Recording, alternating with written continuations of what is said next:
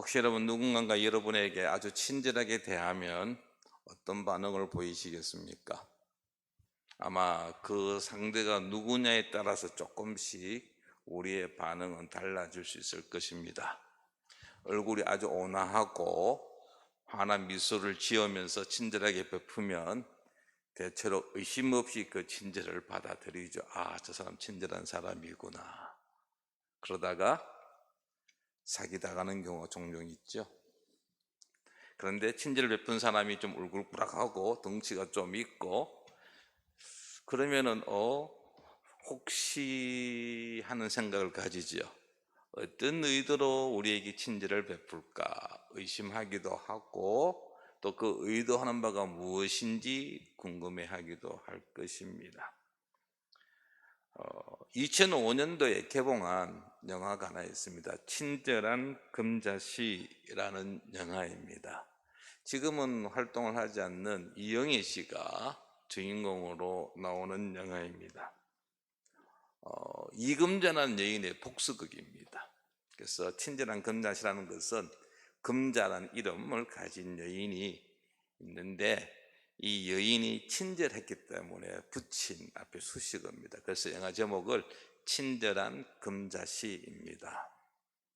그 영화 내용은 간단합니다.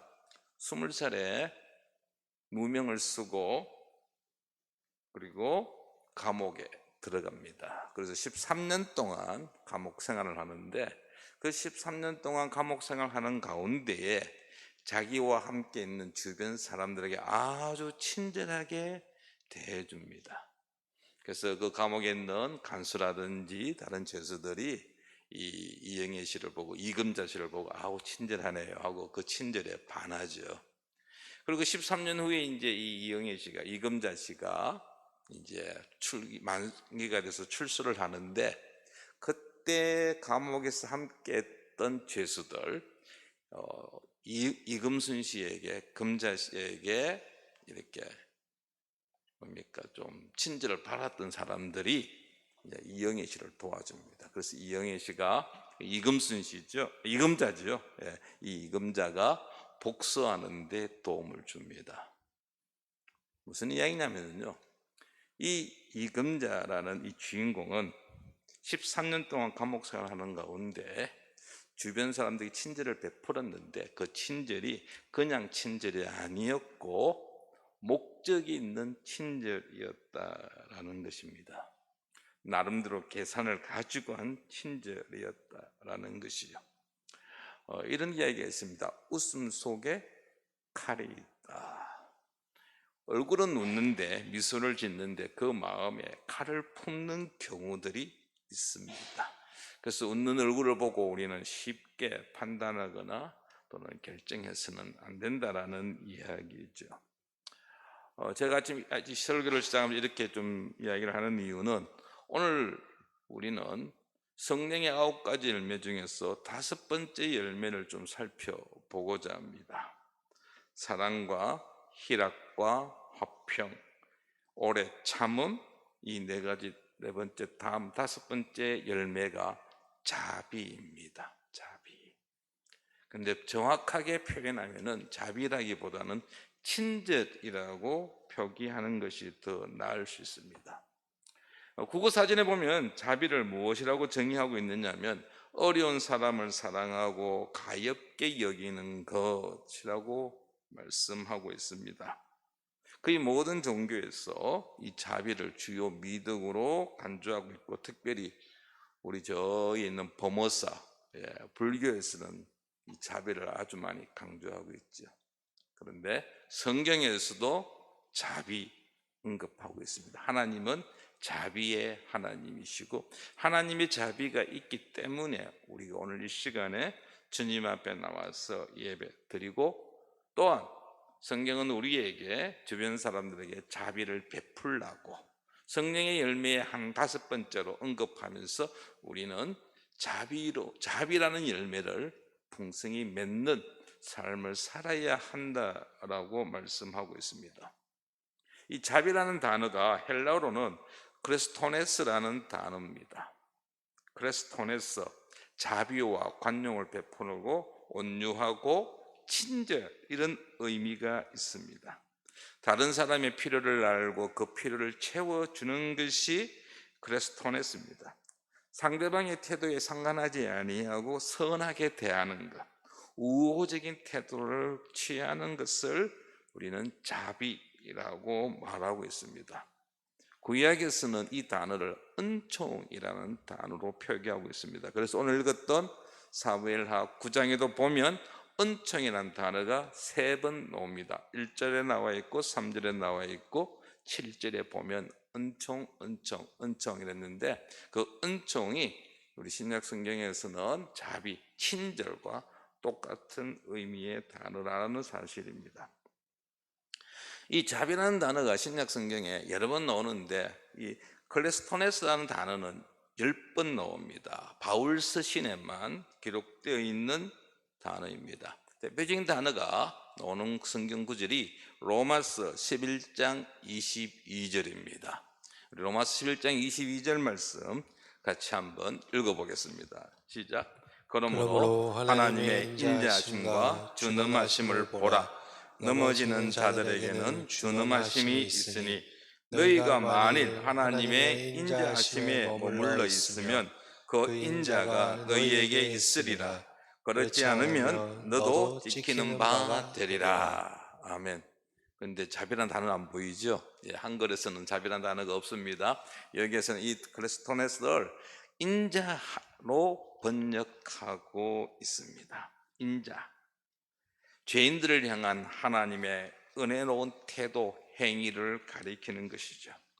하나님의 인자하심으로 인하여 우리가 죽지 않게 되었고, 하나님의 인자하심으로 인하여 우리가 하나님의 심판을 피할 수 있게 되었다라는 구절입니다.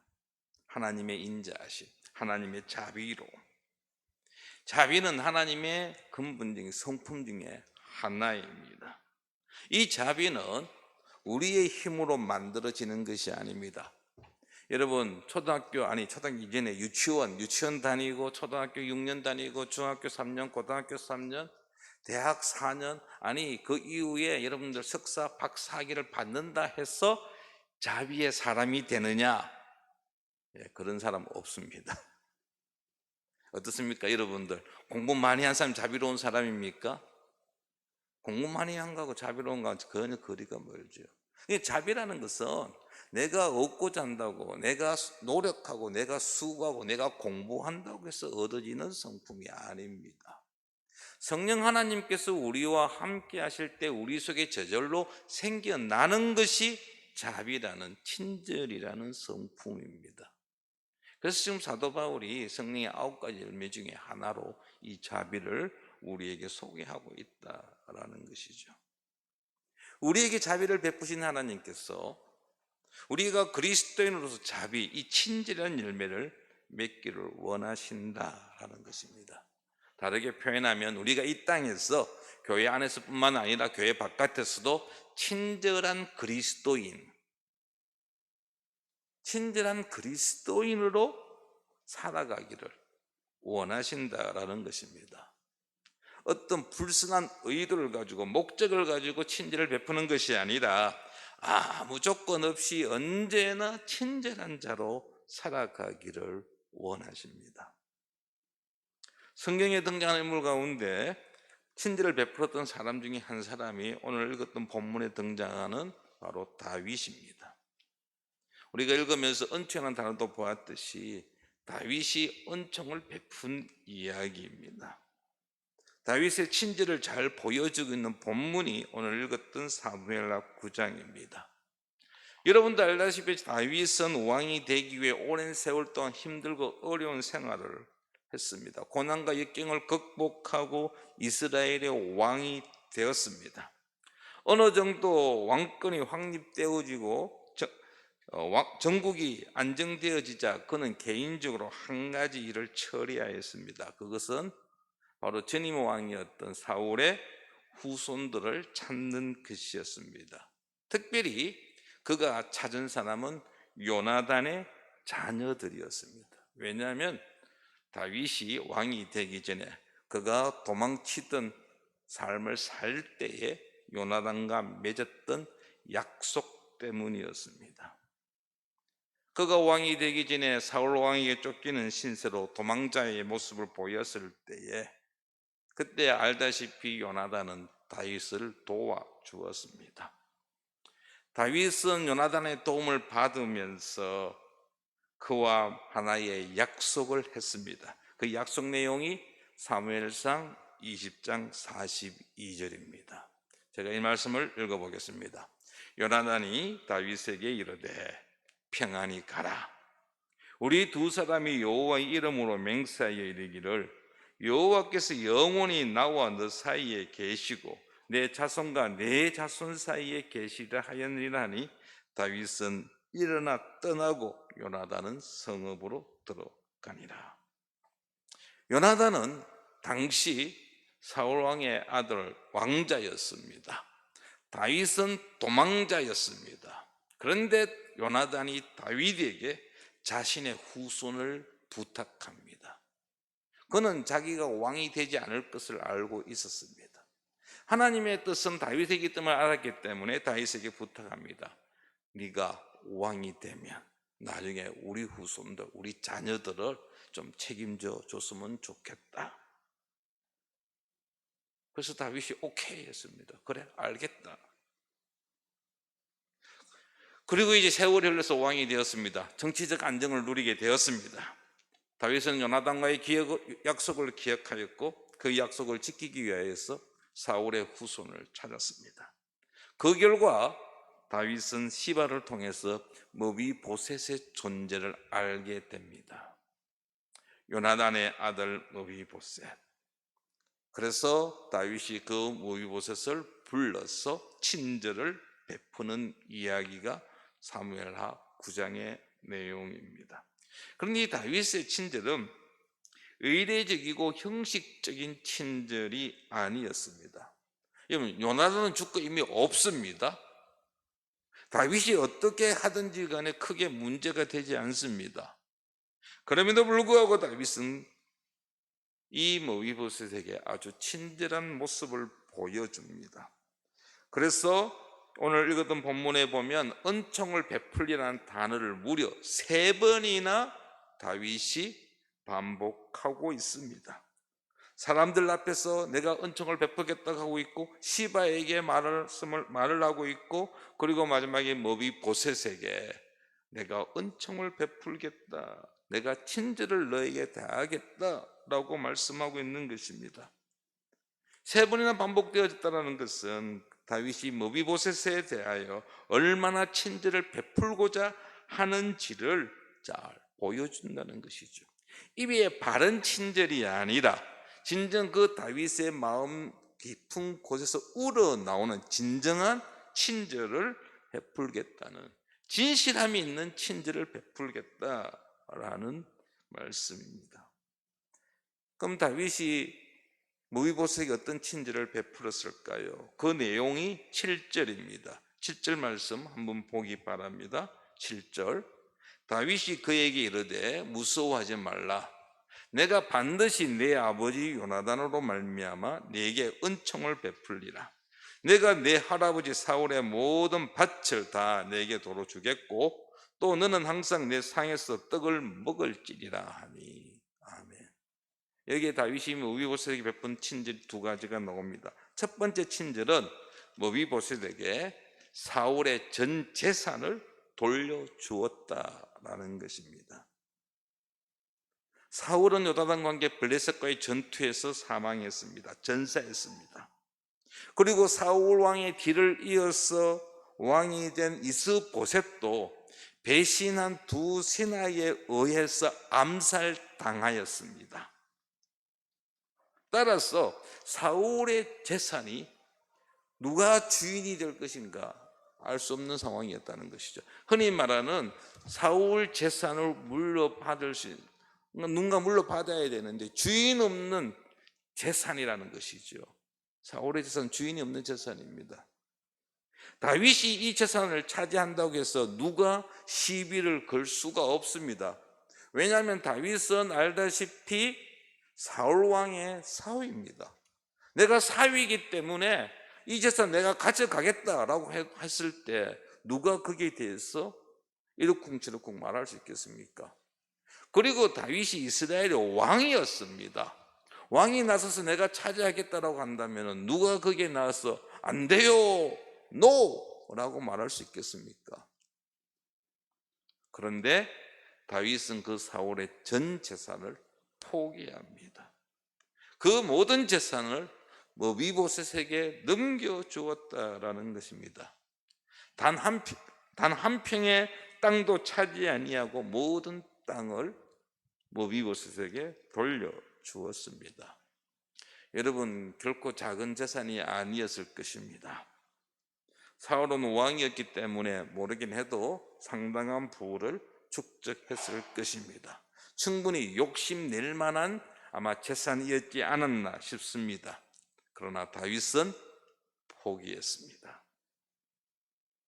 그리고 무비보셋이 재산을 직접 관리할 수 없는 장애인한 사실을 알고서 시바라는 사람에게 같이 도울 수 있도록 그를 붙여주기도 했습니다. 시바로 하여금 무비보셋과 그의 가족들을 부양하도록 했다라는 것입니다. 다윗이 보여준 또 하나의 친절은 7절 마지막에 나와 있는 것처럼 너는 항상 내 상에서 떡을 먹을지리라. 다윗의 식탁에 무비보셋을 참석하게 했다라는 것입니다. 함께 왕과 함께 식사할 수 있도록 했다라는 사실입니다. 이런 왕의 식탁에는 아무나 누구든지 참여할 수 있는 것이 아닙니다. 1차로 그 식탁에 참석할 수 있는 사람은 가족입니다. 왕족입니다. 왕자들입니다.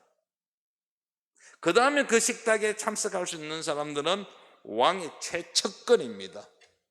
오늘날로 이야기하면 비서실장, 경호실장, 우리나라 같으면 국무총리라든지 장관이라든지 이게 왕의 최측근들만이 왕과 함께 식사할 수 있습니다. 또 식사할 수 있는 사람은 외국에서 방문한 국빈들, 아주 유명한 사람들, 그들만이 왕의 식탁에 참석할 수 있습니다. 그런데 지금 그 권한을 누구에게 주고 있습니까? 무비보셋에게 줍니다.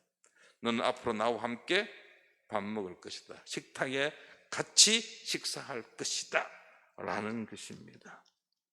무비보셋으로 하여금 그 식탁에 참석하도록 했다는 것이죠. 이런 무비보셋은 다리를 저는 장애인입니다.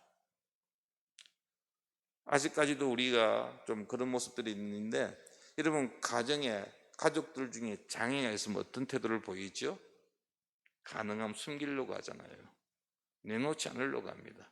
지금은 이제 조금 우리 사회가 이런 부분에 있어서 좀 열렸기 때문에 그게 크게 문제가 없지만, 그런데 아직도 보면 우리 나이 드신 분들 가정에 가보면은 그것을 숨기려고 하는 모습들을 간혹 볼 수 있습니다. 이 무비보셋이 장애인임에도 불구하고 다윗은 그를 왕의 식탁에 초대했다는 것이죠. 왕의 식탁에 초대했다는 이야기는 무비보셋을 왕자급으로 대우해 주었다라는 것입니다. 단순히 몰락한 왕가의 후손이 아니라 당당한 왕자로서의 신분을 회복시켜 주는 행위인 것입니다. 이러한 다윗의 친절에는 어떤 불순한 의도도 없었습니다. 목적도 없었습니다. 정치인들이나 장사하는 사람들은 친절을 하나의 수단으로 이용하는 자들이 있습니다. 그들에게서 친절은 하나의 상업적인 술수에 불과합니다. 하지만 다윗은 달랐습니다. 그는 어떤 정치적인 의도를 가지고 무비보셋에게 친절을 베푼 것이 아닙니다. 무비보셋은 왕위 계승권을 상실한 상태였습니다. 장애인이었습니다. 다윗에게 어떤 해를 끼칠 수 없는 존재였습니다. 아무 소망도 없이 살아가는 사람이 무비보셋이었습니다. 다윗에게 전혀 위협적인 존재가 아니었습니다. 그럼에도 불구하고 다윗은 이 무비보셋에게 하나님의 은총을 베풀고자 했다는 사실입니다. 3절을 한번 보십시오. 같이 한번 읽어볼까요? 3절 시작. 왕이 이르되 사울의 집에 아직도 남은 사람이 없느냐? 내가 그 사람에게 하나님의 은총을 베풀고자 하노라 하니. 예, 여기까지만 읽겠습니다. 내가 그 사람에게 무엇을 베풀겠다고요? 하나님의 은총을 베풀겠다. 하나님의 은총을 베푼다는 것은 하나님께서 인간에게 베푼 것과 같은 은총을 베풀겠다라는 것입니다. 다윗은 하나님의 은총을 받은 자입니다. 하나님의 은총으로 왕이 된 자입니다. 자기가 받은 그 은총을 내가 이제 머비보셋에게 베풀겠다라는 것입니다. 하나님께 받은 친절을 머비보셋에게 주고자 했던 것입니다. 다윗의 친절은, 다윗의 자비는 하나님을 닮은 친절이라고 할 수 있습니다. 다윗은 머비보셋에게 친절을 베품으로 인하여서 자신에게 돌아올 어떤 유익을 계산하지 않았습니다. 그냥 친절을 베푼 것입니다. 다윗의 친절은 상대방을 따지지 않은 친절이었습니다. 머비보셋이 비록 요나단의 아들이긴 하지만은 근데 또한 그는 사울의 손자이기도 합니다. 다윗에게 있어서 사울은 어떤 존재입니까? 자신을 죽이기 위해서 얼마나 많은 수단과 방법을 동원한 사람이 사울입니까? 다윗은 사울왕 때문에 집을 떠나야 했습니다. 고향을 떠나야 했습니다. 광야 생활을 해야 했습니다. 심지어는 블레셋에 가서 살 수밖에 없었고, 블레셋 왕 앞에서, 블레셋 사람들 앞에서 미친 척 할 수밖에 없었던 삶을 살았던 사람이 다윗입니다. 그런 사울을 생각한다면은, 여러분, 다윗이 지난 과거 사울 때문에 당했던 그 어려움을 생각한다면은, 아무리 요나단과의 약속이 있다 할지라도 머비보셋 이렇게 친절히 대할 수 있었을까요? 비록 처가였지만 원수 집안인데. 그리고 고대 사회에서는요, 새로 정권을 쟁취한 자는, 잡은 사람은 전임 앞세대의 왕과 관련된 가족들, 특히 남자들을 그냥 살려두는 경우가 거의 없습니다. 씨를 말립니다. 여러분, 조선시대 이성계가 조선시대 조선을 개국하고 나서 했던 일들 중에 하나가 뭐냐면요, 왕건의 후예들, 왕씨들을 어떻게 하면 없앨 것인가.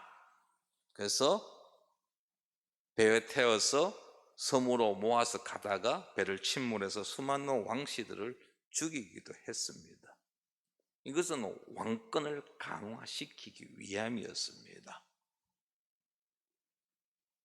그런데 다윗은 머비보셋을 그렇게 하지 않았습니다. 친절을 베풀었습니다. 머비보셋이 사울의 후손이었기 때문에 언제든지 왕위를 주장할 수 있었고, 또 본인은 그렇게 하지 않는다 할지라도 주변에서 당신은 사울 왕의 손자가 아니냐라고 부추겨서 다윗에게 반란을 주도할 수 있었음에도 불구하고 다윗은 머비보셋에게, 사울의 손자에게 친절을 베풀었다라는 사실입니다. 그를 죽이지 않았을 뿐만 아니라 그를 높여 주었습니다. 그에게 하나님의 은총을 베푼 자였습니다. 여러분, 친절은 아무나 베풀 수 있는 것이 아닙니다. 능력이 허락되는 한 자기를 필요로 하는 모든 사람을 도울 준비가 되어 있는 자만이 행할 수 있습니다. 우리는 친절을 베풀 준비가 되어 있습니까? 어떤 것도 기대하지 아니하고 순수하게 베풀 준비가 되어 있습니까? 이를 위해서는 우리는 무엇보다도 성령의 도우심을 받아야 합니다. 성령의 도우심이 있을 때에 우리는 친절을 베풀 수 있는 것입니다. 성경에 보면 자비를 베푼 자로 인정받은 사람이 한 사람 있습니다. 누가복음 10장 37절입니다. 이르되 자비를 베푼 자니이다. 예수께서 이르시되 가서 너도 이와 같이 하라 하십니다. 선한 사마리아인 비유의 마지막 부분입니다. 한 율법교사가 찾아와서 예수님께 묻습니다. 그럴 때에 예수님, 이 비유를, 선한 사마리아인의 비유를 하지요. 그리고 그 비유를 마치면서 누가 강도 만난 자 이웃이냐? 라고 했을 때 율법교사의 답은 사마리아인이 아니고 자비를 베푼 자니이다 라고 대답을 합니다. 짧은 사마리아인 비유인데 거기에 보면 사마리아인이 베푼 친절이, 자비가 나옵니다.